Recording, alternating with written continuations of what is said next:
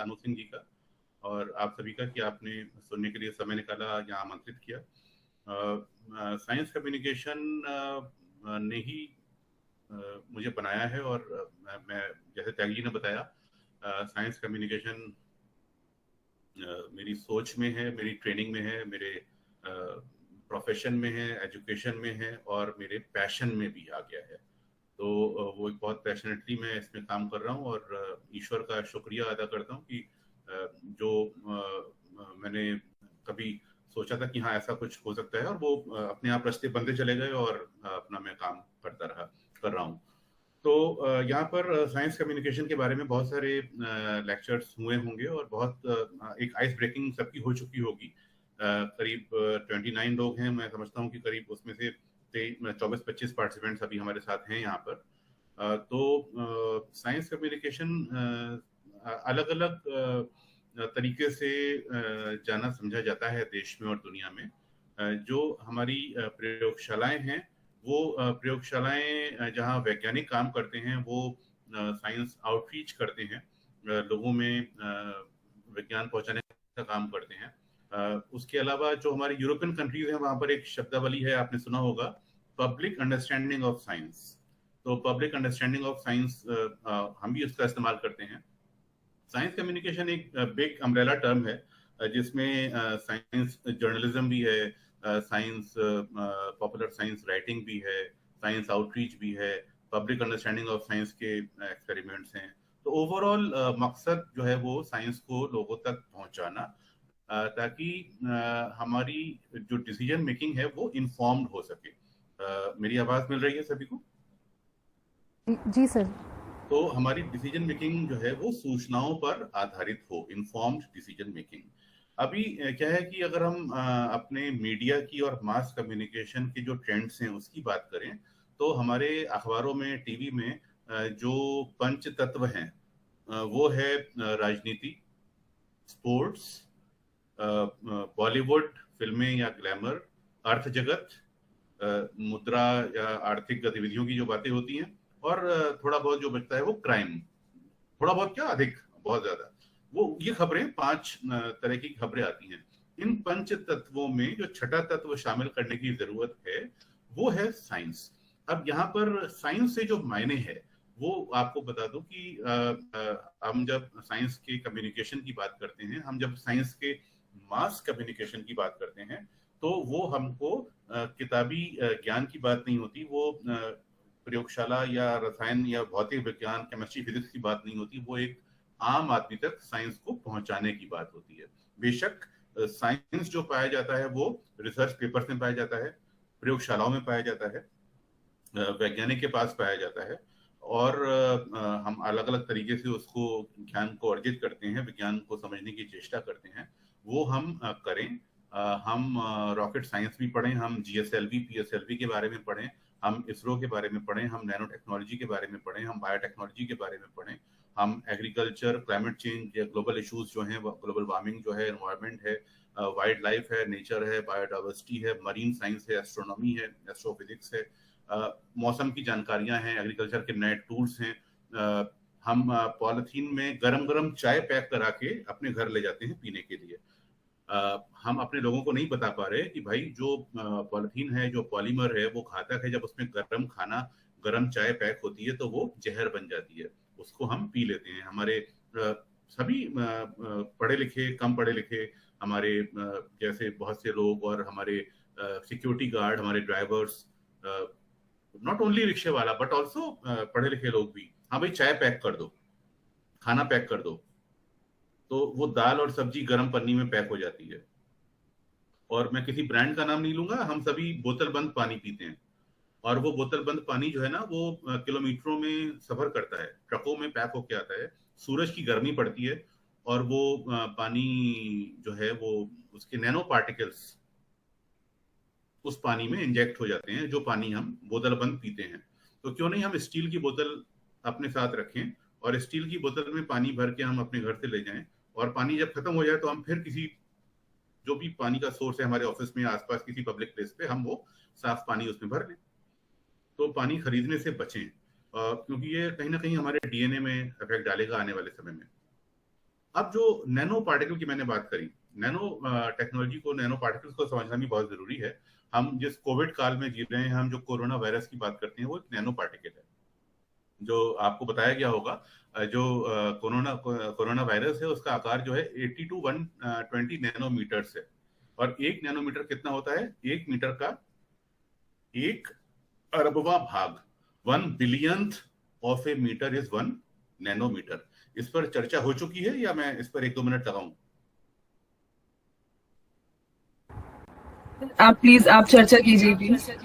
अब इसको समझने के लिए जस्ट आपकी, हम जो नैनो पार्टिकल्स की बात कर रहे हैं, अगर आपको किसी को समझना है, अभी अपने मुद्दे की बात में आऊंगा, मैं थोड़ा सा एक जस्ट एक अपना जो शुरुआती एक साइंस कम्युनिकेशन को आपको चेष्टा कर रहा हूं समझाने की, कि अगर आप अपना सिर का एक बाल, उसकी मोटाई में उसको फुटबॉल के मैदान जितना बड़ा करेंगे, तो एक कोरोना वायरस इस मोबाइल फोन के बराबर होगा, स्मार्टफोन के बराबर। तो ये है नैनो पार्टिकल। और हम जब छींकते हैं तो एरोसोल हमारे छींक में निकलते हैं, थूक में निकलते हैं, और एरोसोल होते हैं माइक्रोमीटर, उसकी जो आकार होता है, यानी 1 मीटर का 10 लाखवां भाग, उस माइक्रोन वाले साइज में ये नैनोमीटर वाला वायरस छुपा बैठा रहता है। तो आपको, आम आदमी को बताना है कि भाई वैक्सीन लगवाने की बात है, वो एंटीबॉडी बनाता है, हमारे लंग्स के रिसेप्टर को में वो पहरेदारी का काम करता है, और वायरस हमारे लंग्स में, उसके सेल में जाने से नहीं जा पाता। बहुत सारी बातें हैं जो हमें लोगों को बतानी है इस साइंस कम्युनिकेशन के थ्रू। वो चाहे टायर ट्यूब जलाने की बात हो, जिससे बहुत जहरीले गैसें निकलती हैं, क्लोरोफ्लोरोकार्बन निकलते हैं। नेशनल ग्रीन ट्रिब्यूनल ने 5,000 रुपए का बैन भी उसमें जुर्माना भी लगा दिया है। तो बहुत सारी चीजें हैं जो हम अपने राइटिंग में, रिपोर्टिंग में बता सकते हैं लोगों को। तो मैं पावर पॉइंट शेयर करूंगा, और उसके जरिए कोशिश करूंगा कि जो मेरे एक्सपीरियंस, जो त्यागी जी ने बताया, कि वो भी मैं शेयर करूं। और just minute,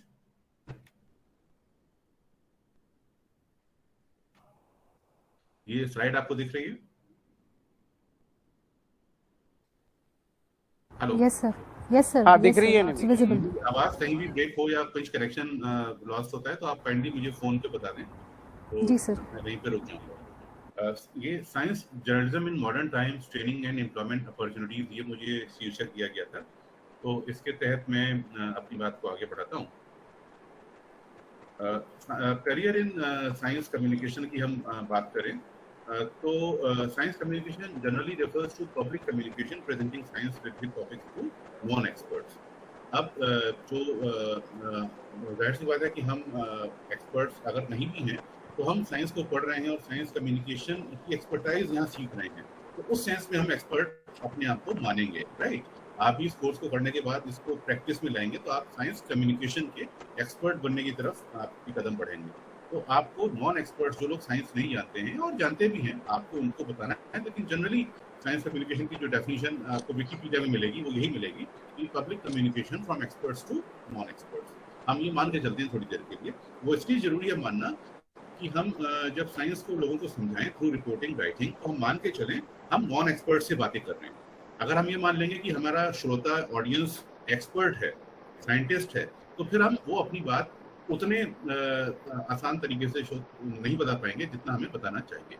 science communication science outreach कहलाता है, साइंस लोकप्रियकरण, विज्ञान लोकप्रियकरण या साइंस पॉपुलराइजेशन कहलाता है। साइंस एग्जीबिशंस लगाए जाते हैं, साइंस पत्रकारिता या विज्ञान साइंस जर्नलिज्म की बात होती है, और बहुत सारे फिल्में प्रोड्यूस होती हैं, audio video radio programme produce होते हैं, किताबें प्रोड्यूस होती हैं, साइंस की मैगजीन्स निकलती हैं, जो साइंस को प्रोडक्शन एस्पेक्ट होता है। तो बहुत सारे करियर हैं जिसकी हम आज बात करेंगे, और attractive field of science communication, जैसे इसमें आपको जो नौकरियां, जो जॉब मिल सकती हैं, पब्लिक इंफॉर्मेशन ऑफिसर।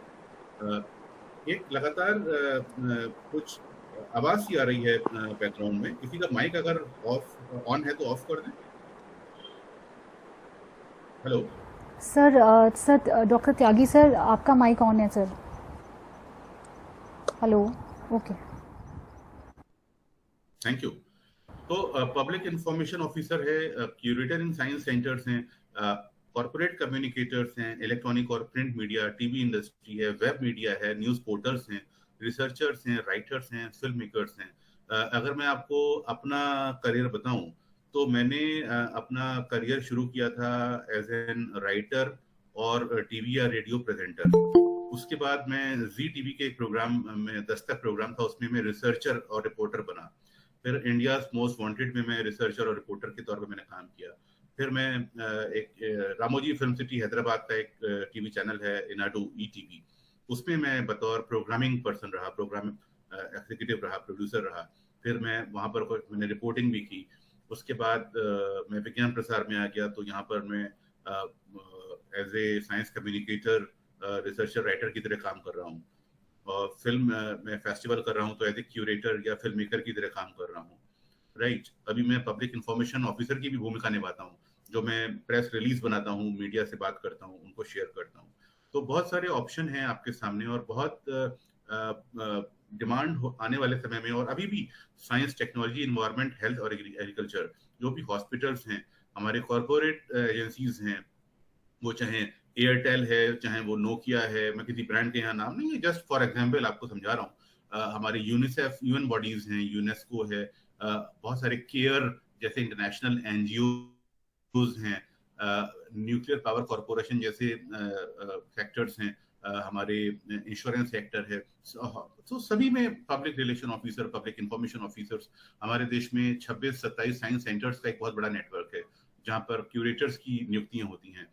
तो हमारा टीवी इंडस्ट्री में पूरा बहुत बड़ा नेटवर्क है, जिसमें हमको इन्वायरमेंट, साइंस को जानने वाले लोग चाहिए। अभी तक पिछले 7-8-10 साल पहले तक टीवी इंडस्ट्री में, न्यूज़पेपर्स में जो पुराने विचारधारा के लोग थे, वो साइंस को समझते थे कि ये कुछ बहुत जटिल विषय है और ये पत्रकारिता का विषय बहुत मुश्किल से हो सकता है, और विदेशी जो सोर्सेज से खबरें आती हैं उसके अनुवाद करके पिछले पन्ने पर लगा दो। तो ये जनरली लोगों की सोच होती थी, जो अभी भी चली आ रही है। लेकिन पिछले 1-1.5 साल 2 साल में जो कोविड ने वो चीजें तोड़ दी हैं और लोगों को बताया है कि लैंसेट रिसर्च जर्नल और बहुत सारे रिसर्च पेपर्स को भी अब हमारा टीवी और पोर्टल और हमारा न्यूज मीडिया पेपर्स शामिल कर रहे हैं। तो वो सारी जो सोच थी वो अब खत्म हो गई है, और अब नए सिरे से हेल्थ, साइंस, टेक्नोलॉजी, इन्वायरमेंट के कम्युनिकेशन में अब वैकेंसीज निकलनी शुरू हुई हैं। अब कैरियर इन साइंस कम्युनिकेशन की बात करें तो there are careers for those who have a passion to communicate science to the public. आपको वो पैशन, वो एक्सपर्टाइज बनाना पड़ेगा, और one should have a flair of writing and speaking, and should be aspiring to become a science journalist, science writer, filmmaker, public relation officer, corporate communicator in the field of science, technology, health, environment, agriculture, IT, energy। इसके अलावा भी आप देखें women and family welfare का क्षेत्र है, right, और भी बहुत सारे क्षेत्र हैं जिसमें हमारे NGOs काम करते हैं। सोसाइटल इश्यूज हैं, वाटर है, एनर्जी है, कंजर्वेशन की बातें हैं, बायोडाइवर्सिटी है, वाइल्ड लाइफ है, नेचर है, तमाम क्षेत्र हैं जिसमें साइंस कनेक्ट होती है। तो साइंस का दायरा बहुत विशाल है, और ये आपको समझना है और लोगों को समझाने की जरूरत भी है। Science communication is a discipline of higher education. तो science communication is an established field. आप अगर डालेंगे गूगल में साइंस कम्युनिकेशन कोर्सेज, आपको इंपीरियल कॉलेज लंदन से लेके यूरोप, अमेरिका, जर्मनी, फ्रांस, कोई देश नहीं बचेगा जहां पर आपको साइंस कम्युनिकेशन, साइंस जर्नलिज्म या मास कम्युनिकेशन इन साइंस की degrees, diploma, PG degrees, PhDs ना मिले। तो बहुत वेल एस्टैब्लिश्ड फील्ड है ये, और there are centres, institutions of science communication established in India and across the globe, where science communicators are being trained. There is an ever-increasing need for scientific and technological information to be made available to various target groups. ये स्वामीनाथन साहब ने 2013 में कहा था, जो एक noted agriculture scientist हैं। Our university should help in developing science communicators who can explain to general public in local languages the significance of important scientific discoveries. Similarly, issues of biodiversity, biotechnology, nuclear technology, and nanotechnology need priority attention in effort designed to bridge the scientist society perception gap. अगर आप एक पत्रकार हैं, writer हैं, reporter हैं, researcher हैं, तो आपको बहुत सारे मुद्दे हैं, जो जैसे बीटी ब्रिंजल है, बीटी कॉटन, बीटी को लेके जो हमारा जेनेटिकली मॉडिफाइड जो फूड है, उसको लेके लोगों में बड़ी गलतफहमियां हैं। न्यूक्लियर टेक्नोलॉजी को लेके बहुत गलतफहमियां हैं। जो न्यूक्लियर संयंत्र है, जो नाभिकीय संयंत्र है, या परमाणु बिजली घर है, वहां जो बहुत बड़े बड़े रिएक्टर की चिमनियां नजर आती हैं, उसमें से लोग कहते हैं देखो यहाँ से धुआं निकल रहा है। वो धुआं नहीं होता, बेसिकली वो वाटर वेपर होते हैं, जो न्यूक्लियर टेक्नोलॉजी से जब बिजली बनाई जाती है तो पावर जब प्रोड्यूस होती है तो उसमें केवल पानी गर्म होता है और वो भाप के रूप में बाहर निकल जाता है। वहीं अगर आप कोयले से बिजली बनाते हैं तो इतना कार्बन इमिशन होता है कि आप दिल्ली जैसे विशाल महानगर में एक बड़ा पहाड़ बना दें कोयले का, कार्बन का इतना इतना कार्बन निकलता है कोयले से बिजली बनाने में।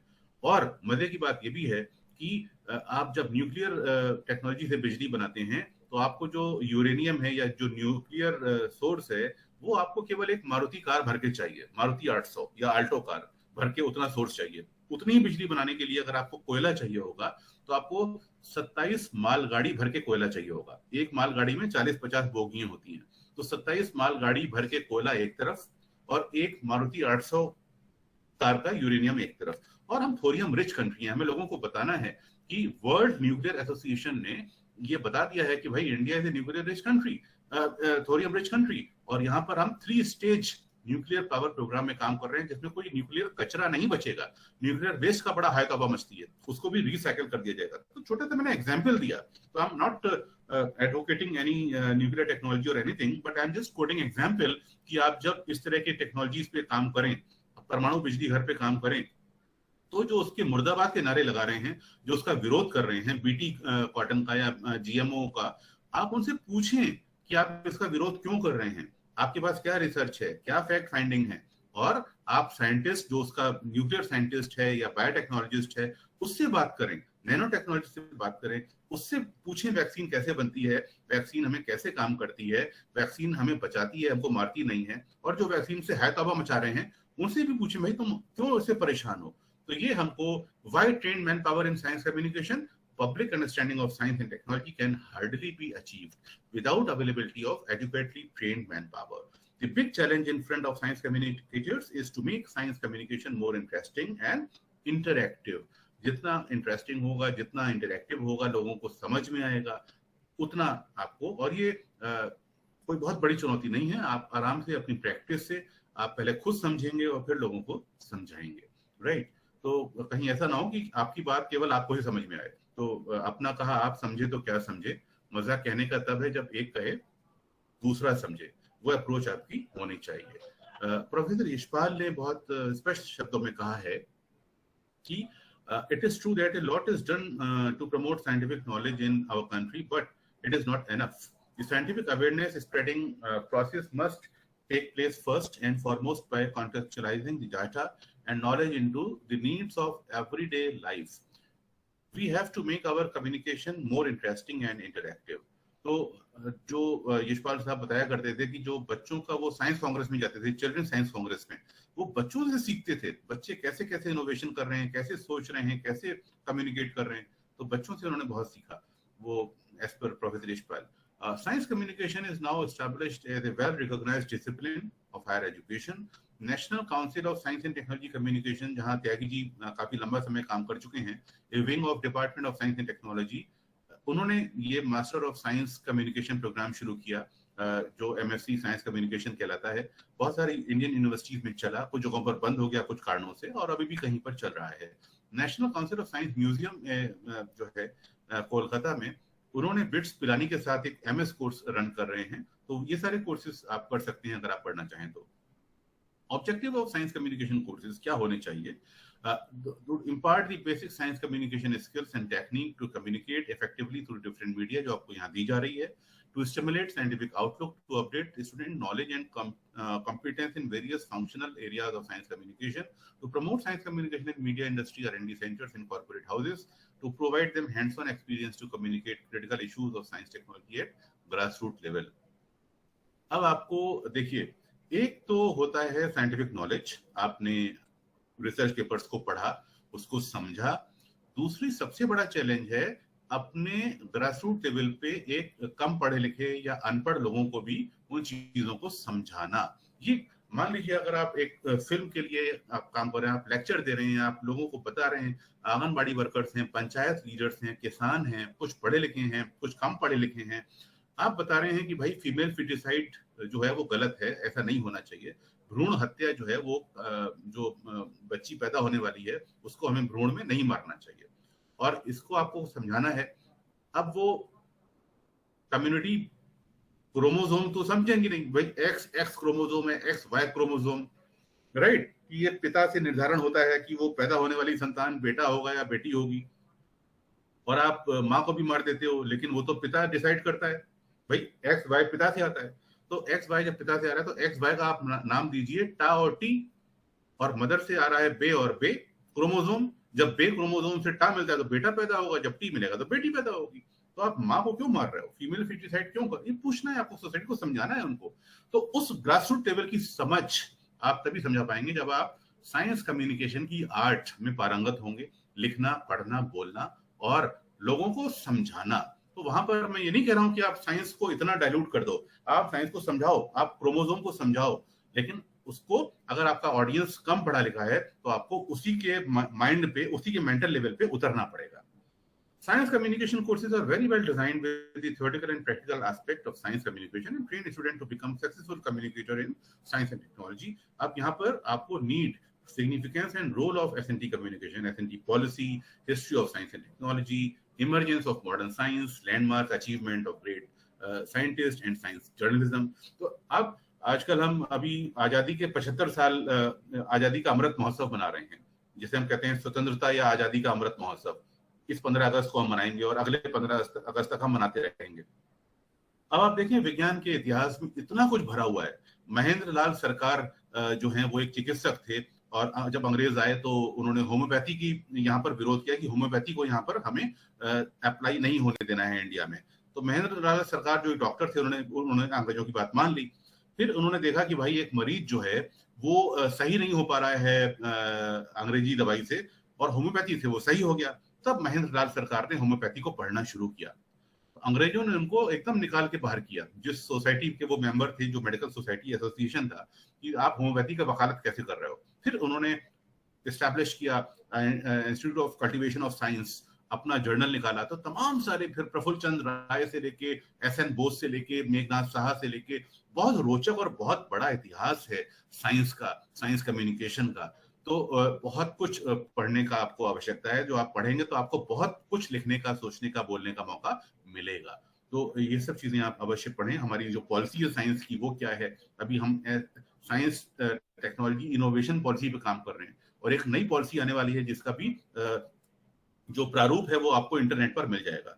तो वो सारी चीजें आप पढ़ेंगे तो आपको बहुत सारे आपके दिमाग की परतें खुलेंगी, और आप आम लोगों से साइंस को अच्छे से समझा पाएंगे और मुखातिब हो पाएंगे। Major themes covered by the science communication courses, तो थीम्स बहुत सी हो सकती हैं, तो कुछ हैं जैसे health environment communication, water and sanitation awareness. मेरी आवाज पहुंच रही है सभी को? जी सर, जी sir. Thank you. Health and environmental communication, water and sanitation awareness, media and disaster management, peace journalism, corporate communication, rural communication, agriculture extension, issues related to climate change, global warming, genetically modified crop, nuclear technologies. अभी एक अभिनेत्री ने 5G को लेके court में चली गई कि 5G से रेडिएशन होगा, नुकसान होगा। अरे भाई, आपको समझना है 4G 5G क्या है, इंटरनेट स्पीड कैसे बढ़ती है, और ये इंटरनेट बहुत सारी चीजें हैं जो हमको समझनी और समझानी है, राइट। और इसमें जो मिसकम्युनिकेशन का पूरा चांस रहता है। मुझे याद आ रहा है 2008 में जब ये महामशीन का महाप्रयोग मीडिया में आया, large hadron collider near Geneva. यहाँ पर क्या हो रहा है, खोज हो रही है हिग्स बोसोन की, जो खोज हो चुकी है उस पर अध्ययन हो रहे हैं बहुत सारे। यानी ये जब सृष्टि बनी, ब्रह्मांड बना, तो कौन सा सूक्ष्मतम कण था, इलेक्ट्रॉन प्रोटॉन क्वार्क इंटरेक्शन, उसके भी परे, उससे भी पहले कौन सा ऐसा छोटे से छोटा कण था जो सबसे पहले वजूद में आया। बड़ा मजेदार है और बहुत जबरदस्त गंभीर शोध है ये। अब ये जब शोध हुआ तो खबर अखबारों में छप गई कि जो एक मिसकम्युनिकेशन था, र्यूमर बहुत जल्दी फैलते हैं इंडिया में साइंस को लेके या किसी भी चीज को लेके, कि और ये पूरी दुनिया में फैलते हैं कि इस महामशीन के महाप्रयोग में ब्लैक होल बनेगा। कुछ दुनिया के जो सीडो अब मुझे साइंटिस्ट नहीं कहना चाहिए उनको, जो गलतफहमी फैलाते हैं, उन्होंने ये गलतफहमी फैलाई कि ब्लैक होल बनेगा और ये दुनिया खत्म हो जाएगी। तो एक 5 साल की ये खबर अखबार में छप गई। तो अखबार के पत्रकार ने, जिसका बैकग्राउंड साइंस का नहीं होगा या साइंस कम्युनिकेशन की उसको समझ नहीं होगी, उसने उस खबर को छाप दिया। आप देखेंगे, डालेंगे गूगल में, एक girl committed suicide being traumatised by large hadron collider black hole. खूब आपको ये ऑनलाइन खबरें मिलेंगी। उस बच्ची ने सल्फास खा के आत्महत्या कर ली कि भाई ये खबर छप गई है कि ब्लैक होल बनेगा और दुनिया खत्म होने वाली है, खत्म हो जाएगी। तो इतना डर गई वो। अब ये घटना क्योंकि अखबारों में छपी है, तो जहां तक ये सही होनी चाहिए, तो मेरा कहने का मतलब ये था, ये घटना को सुना के बड़ी दुखद घटना है कि हम इस तरह के र्यूमर्स से हम बचेंगे, क्योंकि आप साइंस कम्युनिकेटर हैं, और अगर आप इस तरह के र्यूमर्स को कहीं फैलता देखें, उसकी फैक्ट चेक करें। जब 2000 का नोट आया था, मोदी जी ने नोटबंदी की थी, तो एक बहुत बड़े चैनल ने दिखाया था कि ये नोट में 2000 के नोट में मैग्नेटिक चिप लगा होगा, और आप जहां भी काला धन या सफेद धन लेके जाएंगे, सरकार आपको फॉलो करेगी। अब ये खबर कहां से आई, इसका फैक्ट चेक करना है आपको, तो फैक्ट चेक करें, उसके बाद खबर को रिपोर्ट करें। Major themes covered by science communication courses, student also learn development communication, विज्ञापन की दुनिया बहुत बड़ी है, public relations, publication of science newsletter, media management in the light of science communication. अगर आप साइंस कम्युनिकेशन सीखते हैं और विज्ञापन इंडस्ट्री को ज्वाइन करते हैं, तो आपको साबुन तेल का विज्ञापन बनाने में और लोगों को कन्विंस करने में आसानी होगी। आप सरसों का तेल बेचेंगे, आप साबुन बेचेंगे, तो आप बताएंगे कि उसकी औषधीय गुण क्या है। वो आपको काले से गोरा नहीं करेगा, लेकिन आपकी त्वचा को सुरक्षित करेगा, क्योंकि इसमें ये प्रॉपर्टी है, उसमें ये इसकी खूबी है। तो एक साइंस कम्युनिकेटर एक अच्छा विज्ञापन लेखक हो सकता है, अच्छा विज्ञापन की सोच रख सकता है। पब्लिक रिलेशन की बात है, पब्लिकेशन ऑफ साइंस न्यूज़लेटर्स हैं, मीडिया मैनेजमेंट की बात है in the light of science communication. Student are deputed for an internship, आप इंटर्नशिप पे भेजे जाते हैं बहुत से हमारे कोर्सेज में with science and technology organisations. और मीडिया, अभी तो कोविड चल रहा है, तो आप कहीं जा नहीं पाएंगे, तो अभी तो आपको सारा काम ऑनलाइन करना होगा। तो कोशिश करें कि आप इस कोर्स में एक इंटर्नशिप करें, अपने खुद के लेवल पे करें, या आपको ऑर्गेनाइजर इसमें कुछ मदद कर सकते हैं, तो आप ऑनलाइन संपर्क में रहें संस्थानों के, और आप छोटा सा प्रोजेक्ट बनाएं 1 महीने में, 15 दिन में, तो और अच्छा रहेगा। रिसर्च इन साइंस कम्युनिकेशन, बहुत सारी रिसर्च हो रही है दुनिया में, देश में। Communicating climate change, coverage of water crisis in media, role of radio in communicating science, information communication technologies in managing coastal disaster, media's role in disaster management. ये सारी चीजें मैंने निकाली हैं गूगल से, जो इन पे रिसर्च, बहुत सारी चीजें लोग कर रहे हैं research already. Placement of science communicators in media houses and science communication agencies, placement as science reporter, copy editor, TV producer in electronic and print media, jobs in PR agencies, corporate houses, जो मैं आपको बता चुका हूँ सारी चीजें। ये production house बहुत सारे हैं देश में, बंबई में, दिल्ली में, लखनऊ में, पटना में, भोपाल में, वहां आपको बहुत अच्छा जॉब मिल सकता है as a producer, as a researcher, as a writer. Government institutions, PSU, science की प्रयोगशालाएं, R&D सेंटर, साइंस म्यूजियम में आप education officer, curator, science communicator, public relation officer का जॉब पा सकते हैं। आपकी लैंग्वेज जो है ना, एक्शन पॉइंट जो मैंने यहाँ पर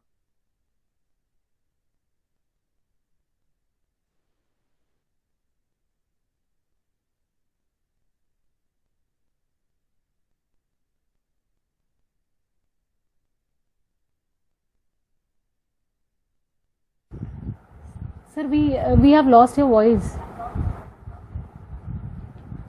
सर आपकी आवाज़ नहीं आ रही है। Communicated among people. Hello, yes yes sir, now it's audible sir, सुनाई दे रहा है। तो आप जिन थीम्स पे लिखने जा रहे हैं, आप माइक स्विच ऑफ कर लें। तो आप जिन थीम्स पे लिखने जा रहे हैं, वो कहीं नेशनल सिक्योरिटी के मुद्दे तो नहीं है, कहीं वो बहुत जैसे आपके डिफेंस के मुद्दे तो नहीं है। ऐसे चीज़ों को टच ना करें, ऐसे चीज़ों को लें जो आप आसानी से लिख पाएं, जिनमें आप रिसर्च पेपर पढ़ पाएं। जो मैंने आपको पोल्यूशन की बातें बताई, हमारे वेटलैंड्स की बातें हैं, हमारे नेचर बायोडाइवर्सिटी की बातें हैं, हमारी मैनग्रोव वेजिटेशन की बातें हैं, energy, health, Covid, space, corona, lot of issues. It is essential to decide about the topic for communication, keeping the need of audience in mind. आपको ऑडियंस को दिमाग में रख के अपनी थीम को तय करना होगा कि आप क्या और किसके लिए लिखने जा रहे हैं। And it is always preferable to take up narrow topic as specific as possible, which should be dealt with, अभी बहुत सारे मीडियम है, print media, audio visual media, folk media, interactive media, आपको ये सब चीजें पता ही नहीं होंगी पहले भी। टारगेट ऑडियंस का आपको बहुत ध्यान रखना है। जनरली टीवी में, डिजिटल मीडिया में टारगेट ऑडियंस आप मानते हैं आम आदमी, तो आप क्लास 8th के बच्चे को दिमाग में रखिए। आप जब science, technology, health, environment communicate करें, तो क्लास 8th या 9th का बच्चा आपके दिमाग में हो कि आप उसको बताने जा रहे हैं। जिससे आप आम आदमी, बच्चा, बूढ़ा, फार्मर, विमेन, सभी को आप आराम से एक तरफ से ये कर पाएंगे। लेकिन अगर आपको पता है कि आपका ऑडियंस फार्मर्स है, पंचायत लीडर्स है, उसको आपको एक्स वाई क्रोमोसोम समझाना है, महिलाएं हैं उनको आपको स्वास्थ्य की बातें बतानी है, महिलाएं शहर की हैं, गांव की हैं, पढ़ी लिखी हैं, कम पढ़ी लिखी हैं, आंगनबाड़ी वर्कर्स हैं, वो आपको पता होना चाहिए आप किससे मुखातिब होने जा रहे हैं। और आपको नहीं पता तो वो बच्चा क्लास 8 का है, उसको आप बताने जा रहे हैं। The manner of presentation, language, subject, content all depend upon the identified target audience. अगर आप करंट साइंस में रिसर्च पेपर लिख रहे हैं ऑन साइंस कम्युनिकेशन, तो आपका ऑडियंस कौन होगा? साइंटिस्ट, रिसर्च स्कॉलर्स, बहुत ज्यादा टीचर्स। अगर आप विज्ञान प्रगति में, या हमारी ड्रीम मैगजीन है एक विज्ञान प्रसार की, उसमें आप लिख रहे हैं, हमारी बहुत सारी मैगजीन हैं भाषाओं में, बांग्ला भाषा में है, असमीज भाषा में है। आप विज्ञान प्रसार की वेबसाइट पे जाएंगे, पब्लिकेशन में जाएंगे और वहां पर क्लिक करेंगे न्यूज लेटर्स, आपको सारे न्यूज लेटर्स मिलेंगे। इंडिया साइंस हमारा ओटीटी टीवी चैनल आपको मिलेगा विज्ञान प्रसार की वेबसाइट में, उसको देखिए तो आपको लैंग्वेज का, ऑडियंस का आइडिया होगा। Form of presentation, report, feature article, story, play, poem, interview, discussion, lecture, demonstration, satire, scientoon, docudrama. Science, after weaving into above 5 points, can be communicated in friendlier manner, though there is ample scope for further development of these forms. तो ये सारे format हैं। और detail of science communication courses, ये Lucknow university में course है, चेन्नई में शायद बंद हो चुका है, अहिल्या यूनिवर्सिटी में भी शायद बंद हो या चल रहा है, मुझे पता नहीं। ये साइंस म्यूजियम जो है, national council of science museum, ये बिट्स पिलानी के संग एक कोर्स चला रहे थे, आप यहाँ पता कर सकते हैं। बहुत सारे एमएस कोर्सेज और एमएससी कोर्सेज चल रहे हैं। सीडेट त्रिवेंद्र में कोर्स रन कर रहा था, एनसीएसटीसी ने किसकॉस के साथ कोर्स रन किया था। तो ये स्वच्छ भारत अभियान, digital India, global warming, energy, pollution, ये सारे थीम्स हैं जिसमें भारत जैसे देशों को बहुत सारे काम करने हैं और बहुत स्कोप मैदान खाली है।